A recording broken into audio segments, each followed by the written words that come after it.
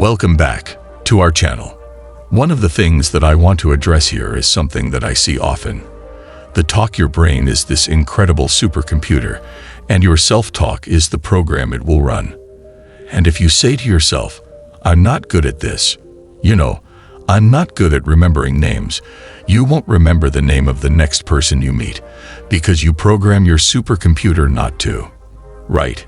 Henry Ford said, if you believe you can or believe you can't, either way, you're correct.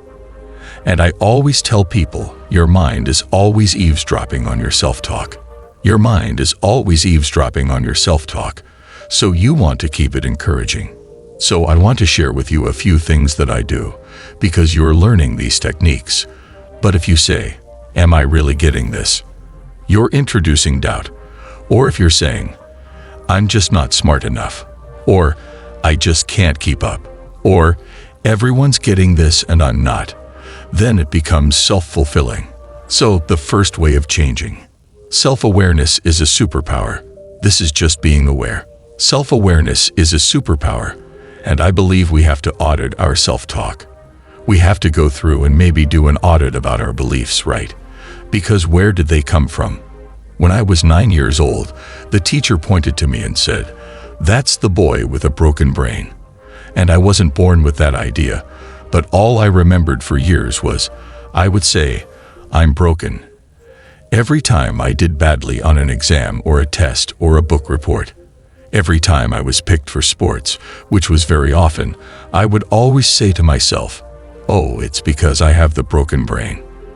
Because adults have to be very careful of their external words, because they become a child's internal words. You've heard me say this again. When people come to you or you say to me, I don't have a good memory, I always say, stop. If you fight for your limitations, you get to keep them. If you fight your limits of what you can't do, then they're yours. Right? And so, how do you overcome these negative beliefs? Well, in my book, Limitless, I call them lies. Right? I talk about the 7 lies to learning and growth. These 7 lies would apply towards your memory also. Now the lie stands for this. Please write this down.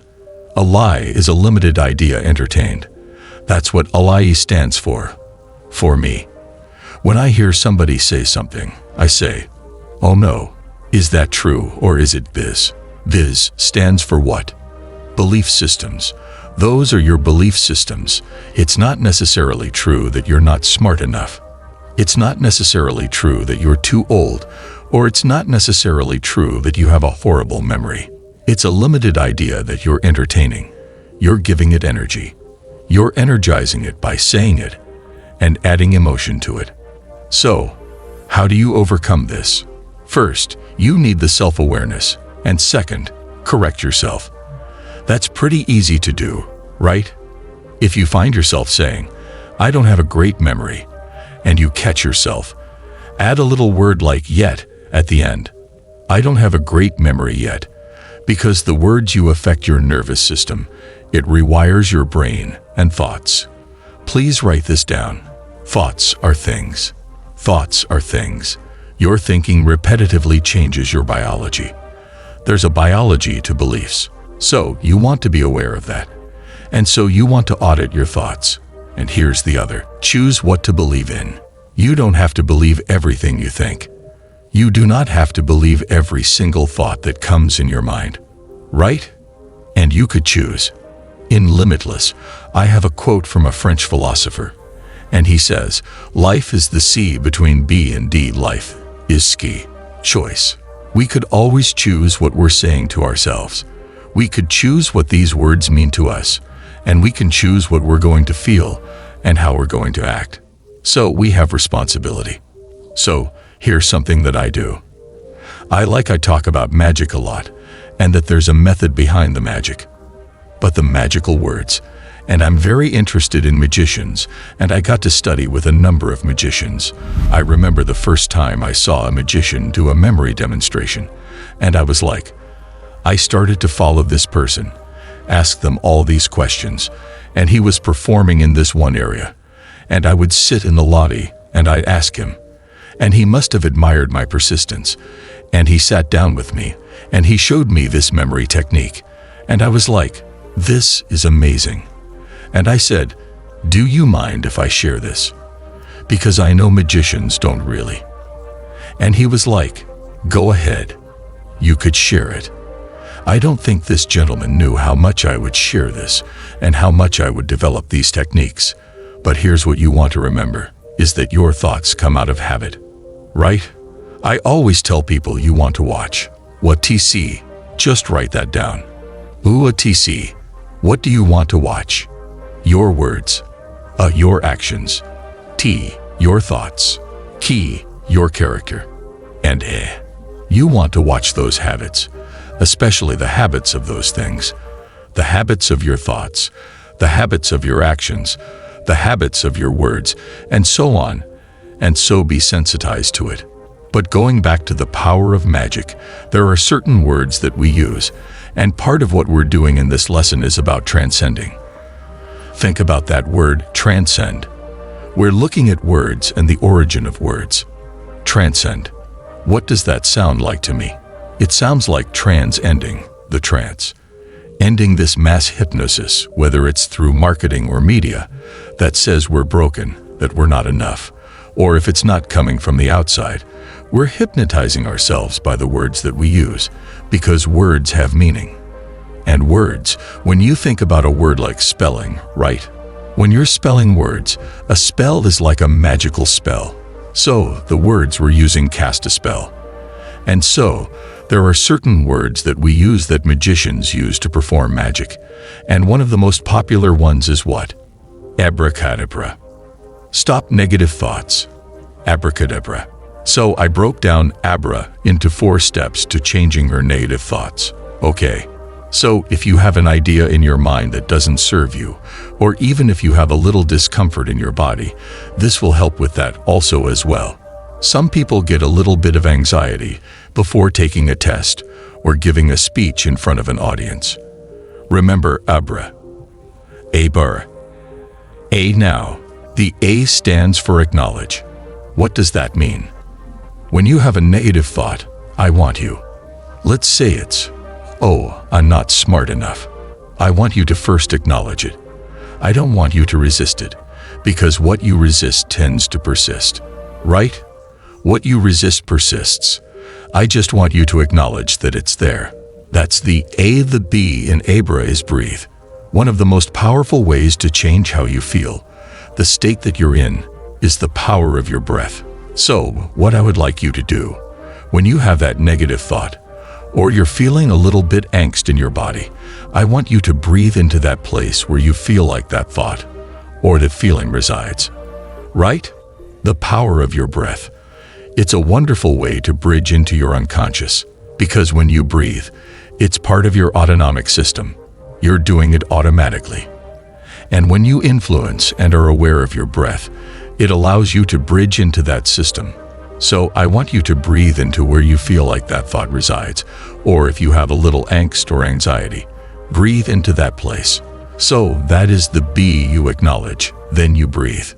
Now, the R in Abra is release. You want to release. You want to breathe in the thing that you want, right? You want hope. You want clarity. You want healing. Whatever it is, and you visualize it, right? You want confidence. You breathe into it, and then you release what you don't want. You release that thought. You release stress. You could release anxiety. So you breathe in what you want to where it resides, and you breathe out the thing you don't want. You release it, right? Because some of these thoughts and some of these feelings are not yours to bear, right? And they weigh us down. So how are you going to soar to new heights and fly if you're carrying that extra weight? So breathe in and then release. And then, finally, the last A in Abra stands for align. What does it mean to align? You're going to reset, and you're going to bring in, with that breath, the truth. And usually that truth is more empowering, and it's usually the opposite of the thing that holds you back. Usually, it's the opposite of your negative thoughts. So, what would be the opposite of that? So, if it says, oh, I'm not good enough, then this is, I am enough, right? I am good enough. I'm more than enough. Right? And it's not because I bought or I created something. It's because I always have been, and I always will. Right? And that's you. And so, what you want to do is align to the truth. So, the truth is that you are smart enough and come up with all those references and ideas. Sometimes, we need to doubt our doubts and really believe our beliefs. And that's what I want to encourage you to do. Because in this lesson, I want you to really be conscious of this chatter. Sometimes, this squelcher or this critic will talk ourselves out of success. And it's okay, because you can't stop it from talking. Right? Just like your heart is there to beat, your mind is there to have thoughts. I'm asking you to be aware of those thoughts and just do a little course correct. You know, when it's not something that feels good to you, then maybe you take control. You be responsible. You have agency. And then you talk to yourself in a way that you would talk to somebody you care about, somebody that you love, somebody that you want to be supportive of. Because remember, we all need somebody to help us and support us. And if you haven't found that person, be that person. Especially be that person for you. Your thoughts are programming your mind. So, you want to keep it positive. Keep it honoring your real self, your limitless self. So, what I'd like you to do is, in the comments, if you're willing, take a couple of negative thoughts that you might have, and then tell me what the opposite is. What would you like to release, and what would you like to align to? What is the new you? And that's really what it is. Sometimes, finding yourself is not that difficult. Maybe it's just been buried, you know, and sedated and muted by all the opinions and expectations of everybody else. That's why it helps to get quiet. Maybe do a little meditation, a little talk therapy, a little journaling, and learn who you really are. I believe that's part of life, having the curiosity to know yourself. And part of it is your identity, your beliefs, your self-talk. And the other is having the courage to be yourself. And that's a whole different game. But while we're on this journey together, let's do it with grit and let's do it with grace. Do the best we can. It's never perfect. Thinking is good. Overthinking. Wanting to be perfect, not so good. The goal is just progress, and it starts with our thoughts, because those thoughts are things. I'm your brain coach, Jim Quick, and I'll see you in our next lesson.